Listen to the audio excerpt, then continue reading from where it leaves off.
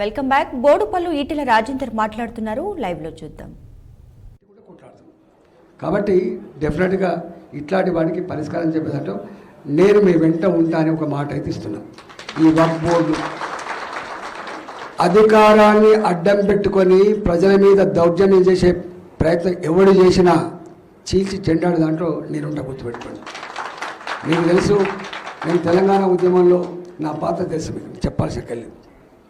నేను ఆర్థిక మంత్రి అయినప్పుడు నా ధ్యాస ఎటువైపుందో ఒక మాట చెప్తాను. నేను అనేకం చేసిన అన్నీ చెప్తే ఇప్పుడు ఉడవదు, కానీ ఒక్కటే ఒక మాట చెప్తాను. నేను హాస్టల్లో ఉండి చదువుకున్నా. నాకు ఎప్పుడు కటోరుతో అన్నం కొలిచిపెట్టింది తప్ప కడుపులో అన్నం ఎప్పుడు పెట్టలే.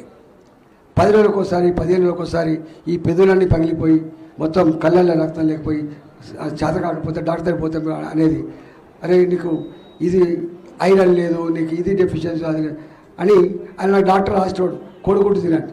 అరే మాకు కోడిగుడ్డు పెట్టి అమ్మిక్క లేదా, మాకు ఇక్కడ కొలిసి పువ్వు పెడతానని చెప్పాను. అట్లాంటి జీవితం నుంచి వచ్చిన నేను ఆర్థిక మంత్రి అయితే చేసిన మొట్టమొదటి పని ఏంటంటే కటోరతో కొలిసిపెట్టే బువ్వ ఉండద్దు, కడుపుని అన్నం పెట్టాలి. ఆ అన్నం కూడా ముక్కిపోయిన బువ్వ పెట్టద్దు,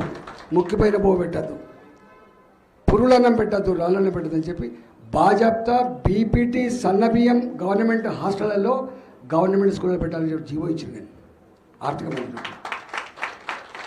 మొన్న కరోనా వచ్చింది, ఎంత వేదన. 1,00,000 కోట్ల సంపద ఉన్నోడు కూడా కరోనాతో కథమే. జనరల్గా క్యాన్సర్ వచ్చింది అనుకో, అమెరికాకు పోయి ట్రీట్మెంట్ తీసుకోవచ్చు. డబ్బులు లేనివాడు జల్దీ చచ్చిపోతాడు, డబ్బులు వాళ్ళు అమెరికాకు పోయి ట్రీట్మెంట్ తీసుకుంటాడు. కొన్ని రోగాలని డబ్బులు కాపాడుతాయి, కానీ మొన్న వచ్చిన కరోనా రోగం డబ్బులు కూడా కాపాడాలి. భయపడిపోయింది, వణికిపోయింది.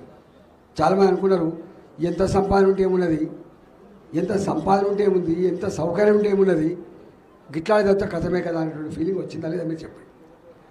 కరోనా వచ్చినప్పుడు నాలాంటి మా డిపార్ట్మెంట్, నేను హెల్త్ డిపార్ట్మెంట్లో ఉన్నా, మా డాక్టర్లు భయపడతారు, మా నర్సులు భయపడతారు, వాళ్ళ మలమూత్రాలు సాఫ్ చేసే మా శానిటైజర్ వర్కర్స్ భయపడతారు, మంత్రులు చెప్తారా గట్టిన అని వాళ్ళు మాట్లాడతారు.